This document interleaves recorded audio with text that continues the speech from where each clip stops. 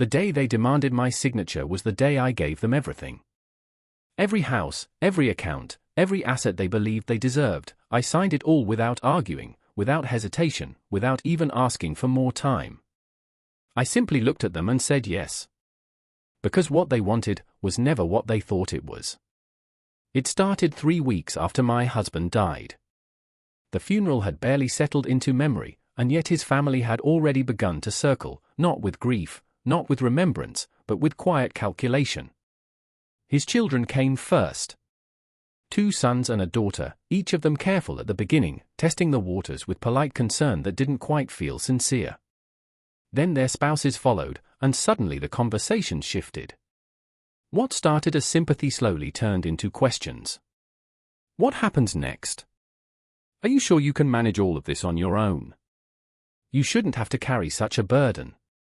They liked that word, burden. They used it often, as if everything my husband and I had built together was something heavy I needed to be rescued from, rather than something I had helped create. I listened. I nodded when it was expected. And I stayed quiet when it mattered most.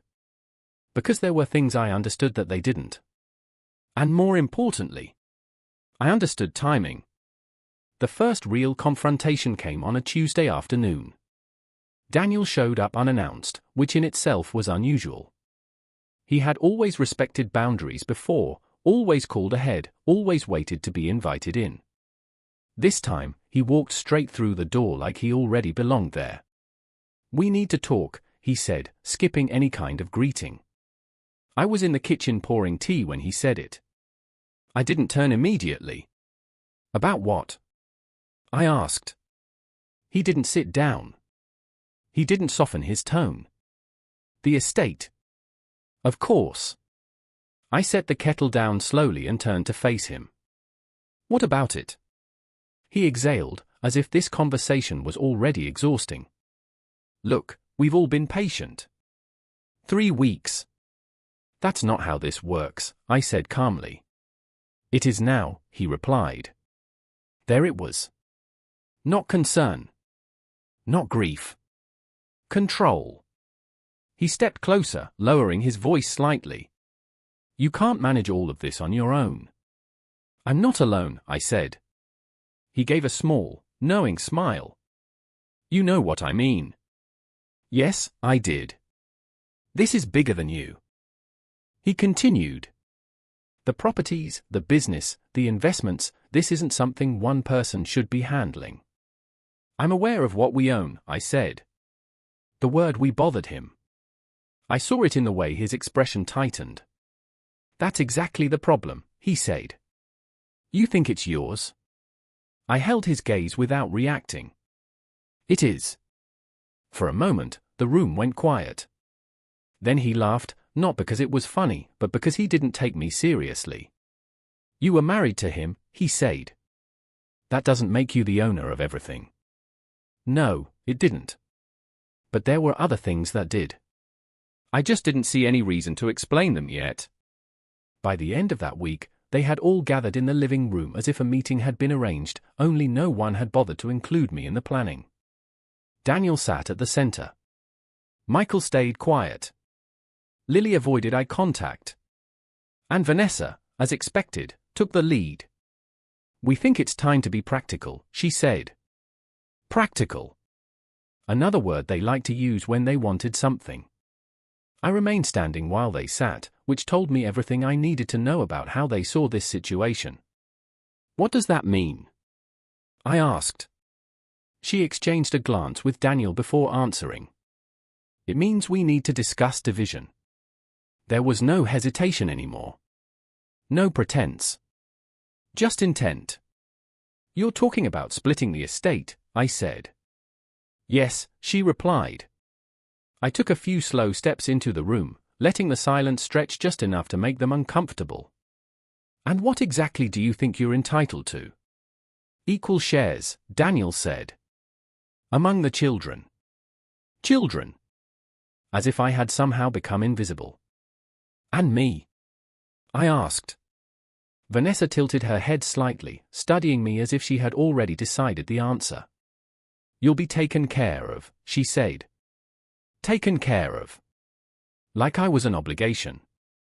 A responsibility. A problem to solve. And how do you plan to do that? I asked. We'll make sure you have a place to stay, Daniel said. A place. Not this house. Not this life. Just somewhere. An income, Lily added quietly. As long as it's reasonable. Reasonable. I let the word sit in the air for a moment before nodding slowly. Of course, I said. That response caught them off guard, even if they tried not to show it. They had expected resistance. Emotion. Maybe even fear. Instead, I gave them agreement. And that made them comfortable. Far more comfortable than they should have been.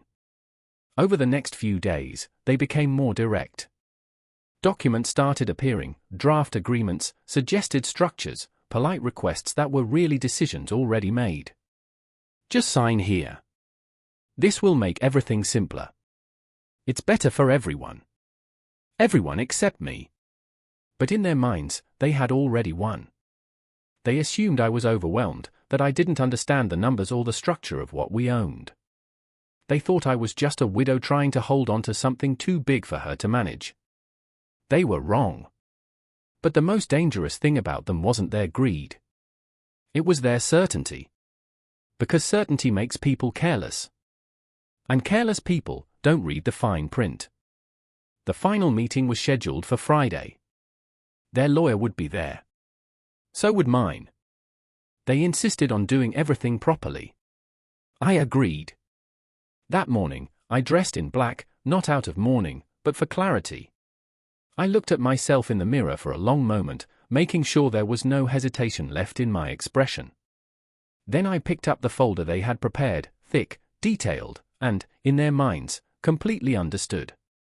I ran my fingers along the edge before closing it again. Because by the end of that day, I was going to give them exactly what they wanted. Every last piece of it.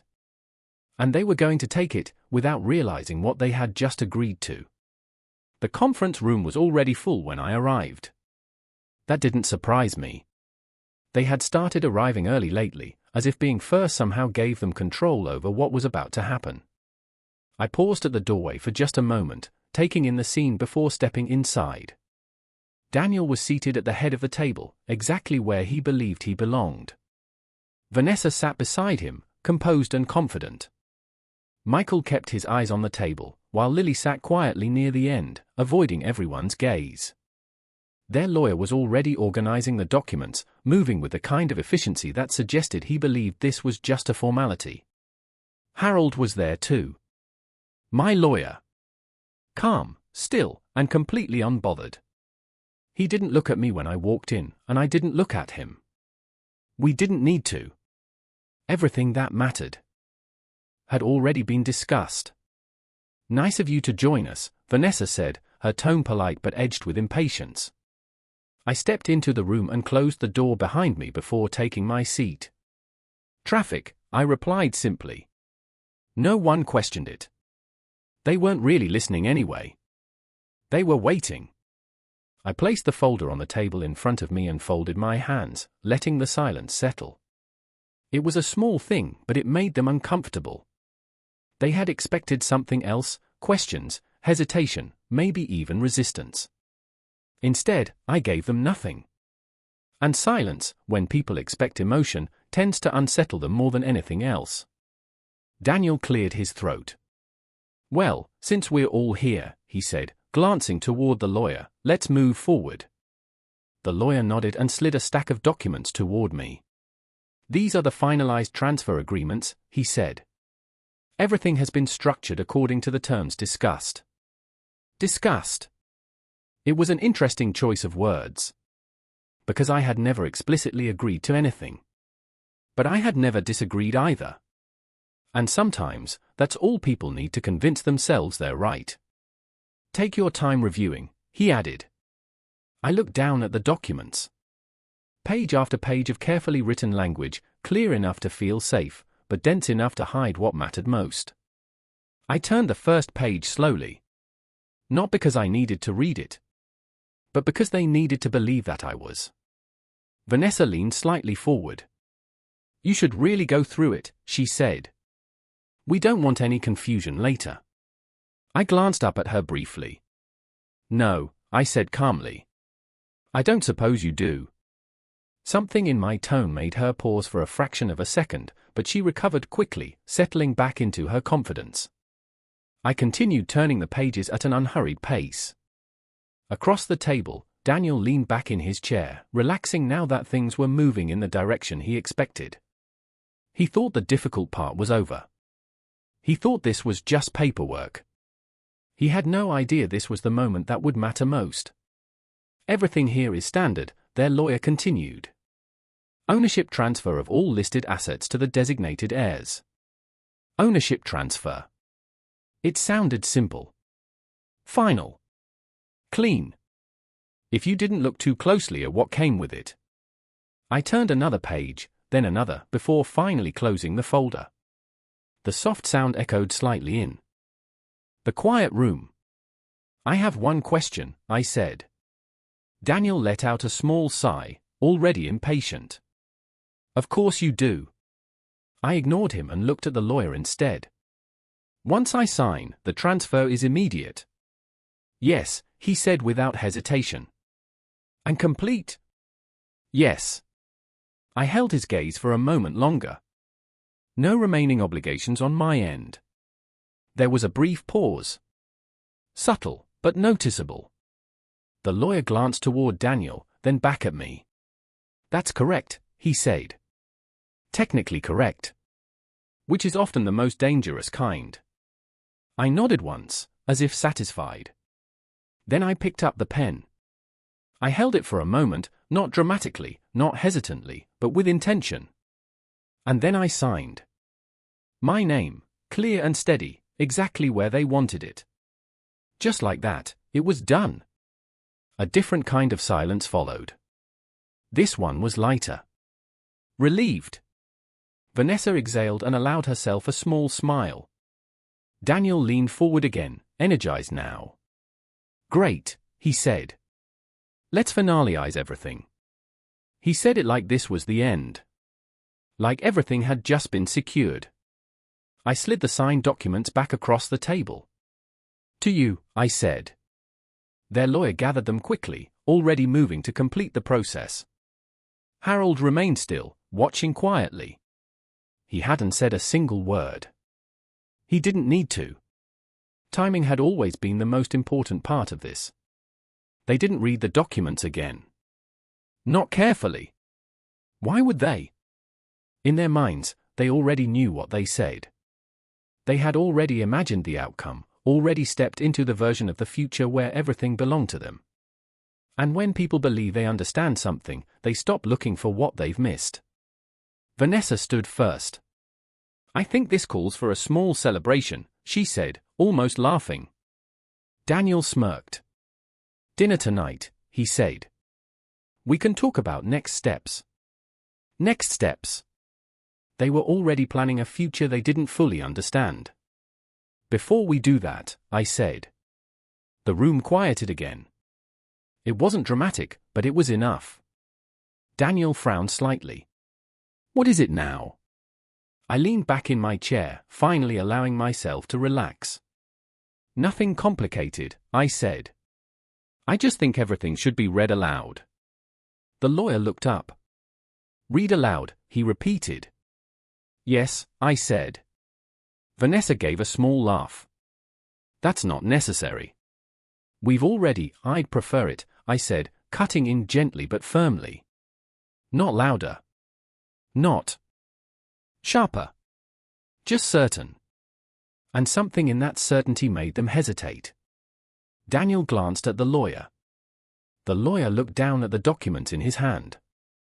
For the first time since I had entered the room, there was a flicker of something else in his expression. Uncertainty. It was small. But it was there. "All right," he said finally. "If that's what you want." It was. Because there's a difference between signing something and hearing it out loud. And sometimes, all it takes is one sentence, spoken clearly, with no room for misunderstanding to change everything. The room felt different the moment he began reading. It wasn't something obvious, not at first. Nothing in the tone of his voice had changed, and yet the atmosphere had shifted in a way that was hard to ignore. Quieter. More focused. As if, somewhere beneath the surface, something had already started to move. Their lawyer adjusted the papers in front of him and began in a steady, practiced voice. Transfer of ownership of all listed assets, including residential properties, commercial holdings, and financial accounts. The words came easily, just as expected. Familiar. Routine. Across the table, Daniel leaned back again, his posture relaxed now that everything seemed to be unfolding exactly the way he had planned. Vanessa barely listened, her attention drifting as though this part no longer required it. Michael stared at the table. Lily followed along, but only halfway. Because in their minds, this wasn't the moment that mattered. They believed the outcome had already been decided. To the designated heirs in equal shares, the lawyer continued. Exactly what they wanted. Exactly what they had been pushing for. I said nothing. I didn't move. I simply listened. Not to the parts they expected, but to the moment they didn't. He turned the page. The sound was soft, almost insignificant, but in that room it seemed to carry further than it should have. Then, almost imperceptibly, he slowed down. It wasn't enough to draw attention on its own, but it was enough to change the rhythm. His eyes moved across the page once, then again. This time more carefully. He didn't stop completely, but there was a pause, just slightly longer than before. And that was when Daniel noticed. "What is it?" he asked. The lawyer didn't answer immediately. Instead, he adjusted his glasses and looked back down at the document, as if confirming something he hadn't expected to find. "There's a clause here," he said. His tone had changed. Not dramatically, but enough. Vanessa frowned, her confidence beginning to tighten into something sharper. "What kind of clause?" For a brief moment, the lawyer hesitated. Not because he didn't understand what he was reading, but because he suddenly did. An understanding, in situations like this, has a way of arriving all at once. "Please continue," I said. My voice was calm, steady, leaving no room for interruption. He glanced at me briefly, then returned to the page. And this time, when he spoke, every word was clear. All transferred assets are conveyed in full, along with any and all associated liabilities, including but not limited to outstanding debts, legal obligations, pending claims, and financial exposures tied to the estate at the time of transfer. For a moment, no one reacted. Not because they understood, but because they didn't. Not yet. The words hung in the air, waiting to be processed. Daniel leaned forward, frowning. "What does that mean?" The lawyer kept his eyes on the document. "It means that whoever receives the assets also assumes full responsibility for any liabilities attached to them." Vanessa shook her head slightly. "That's standard," she said, almost dismissively. "It is," the lawyer replied. "But there's more." He turned the page again. This time, his hand wasn't as steady. "There is an additional provision," he said. And just like that, the room shifted again. This was no longer routine. No longer expected. "Go on," I said quietly. He took a breath before continuing. "The receiving parties acknowledge and accept full transfer of all financial obligations currently under review, including the pending tax reassessment and the civil litigation filed under case reference." He stopped. Not because the sentence had ended, but because the meaning had. "What litigation?" Lily asked, her voice barely audible. Daniel stood up so quickly his chair scraped against the floor. "What is he talking about?" he demanded. Vanessa turned to me, her composure cracking for the first time. "You knew about this." It wasn't a question. I met her eyes. "Yes." That was enough. The lawyer continued, because he had no choice. "Including liabilities totaling approximately $34.7 million. This time, the silence wasn't confusion. It was impact. The number settled into the room like something physical, pressing down on every person there. "That's not possible," Daniel said, but his voice had lost its certainty. "That wasn't disclosed." "It was," the lawyer said quietly. "In the agreement." Vanessa shook her head again, more forcefully now. "No. We would have seen that." "You signed the document," he replied. "And by signing, you accepted all listed terms." Michael finally looked up, his expression no longer distant but fully present. "At what point?" he asked. The lawyer turned the document toward them and tapped a section halfway down the page. "Here. Acknowledgement of full liability transfer." They all leaned in, reading the same line. The same words. The ones that had been there the entire time. Clear. Unhidden. Ignored. "We didn't read that," Lily said softly. No one corrected her. Because they hadn't. They hadn't needed to. They had already decided what the document said long before they signed it. Daniel turned back to me, anger rising again, but this time it wasn't controlled. "This is a trap," he said. I didn't react. "I gave you exactly what you asked for," I said. "Everything." Vanessa stepped forward, her voice sharper now. "You manipulated this." "No," I replied calmly. "I stayed quiet." "And there is a difference. A significant one." The lawyer closed the file slowly, as if the act itself carried more weight now. "As it stands, the transfer is legally binding," he said. Daniel let out a short, disbelieving laugh. "Then we reverse it," he said quickly. "Void the agreement." "That would require mutual consent," the lawyer replied. And just like that, the room turned to me again. Not with confidence this time, but with expectation. Hope. Desperation. I met their eyes one by one and said nothing. And in that silence, they understood. Not just what had happened, but what wasn't going to change. Michael sank back into his chair. Lily looked down at her hands.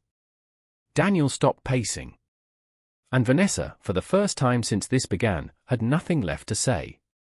Because in a single sentence, everything they thought they had secured had already slipped out of their hands.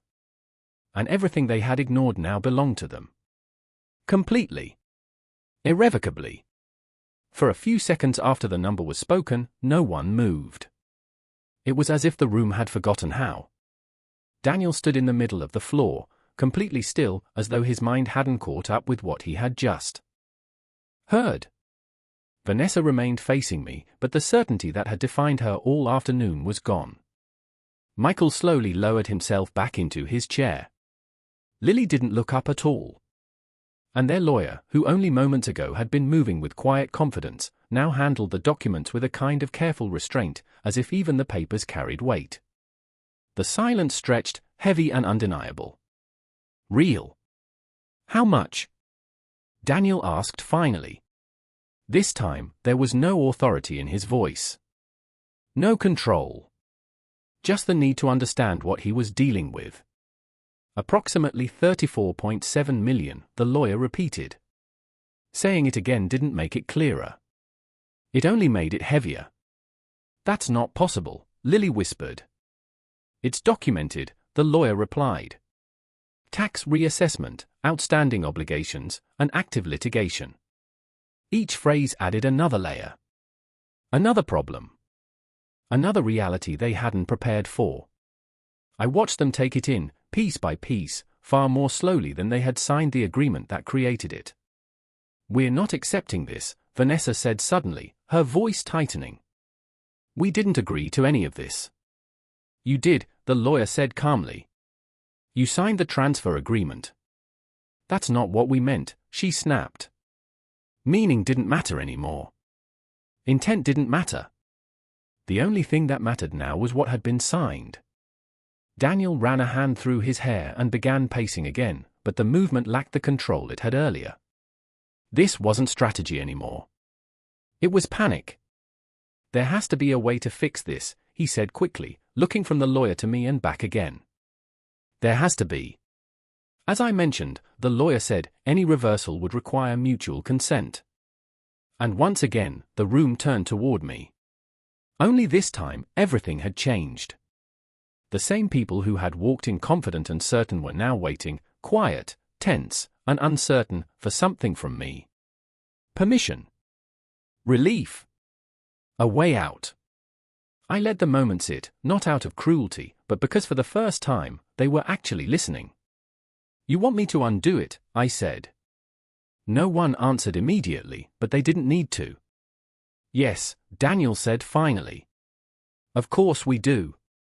Vanessa stepped closer, her tone shifting, softer now, more careful. We can renegotiate, she said. Let's be reasonable. Reasonable. The word hung in the air between us. I let out a quiet breath. You offered me a place to stay, I said. No accusation, no emotion, just a reminder. Daniel looked away. An income, Lily added quietly, her voice smaller than before. As long as it was reasonable. I nodded. I remember.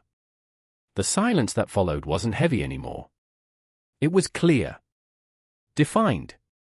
You wanted everything, I said. So I gave it to you. Daniel shook his head, frustration rising again. This isn't everything. No, I replied. This is exactly what it is.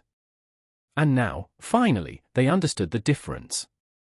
Michael spoke next, his voice uncertain. What happens now? The lawyer answered. The obligations transfer immediately. You will be responsible for addressing all outstanding liabilities. All of them? Lily asked. Yes. That single word closed the space around them. What if we can't? She asked, almost whispering. The lawyer didn't soften his answer. Then the consequences will follow standard legal procedure. He didn't need to explain what that meant. Loss. Seizure. Collapse. Everything they had just taken would be used to cover what came with it. And if it wasn't enough, it would still be theirs to carry. Daniel stopped pacing and turned back to me. The anger was still there, but it no longer led. Beneath it was something else now. Fear. You knew, he said. It wasn't an accusation. Just a realization. Yes, I said. And you let us do this, he continued. I let you decide, I corrected. Because that was the truth. There had been no deception. No force. Only choice. Their choice. Made with confidence. Made without reading. Made without understanding. Vanessa closed her eyes briefly, then opened them again. Different now. How did you, she began, but didn't finish. I didn't answer. I didn't need to. I didn't do anything, I said. I just didn't stop you. And sometimes, that's all it takes.